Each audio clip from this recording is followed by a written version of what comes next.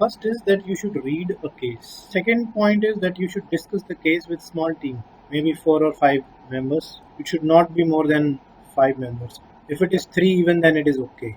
These are the things that you do before class. Prepare case data sheet. Let me just write what are the things that are there in a case data sheet. Case data sheet. First is identify the problem. People can find different problems and many of them might be correct. Second is that once you've identified the problem, list down all the probable solutions to a problem, which means that you need to identify which is the problem that you are going to focus on.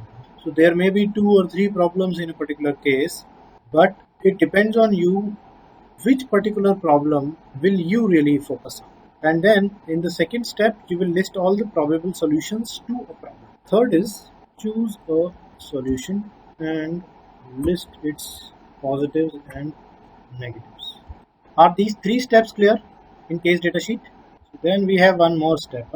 Important thing is how to mitigate the negative consequences.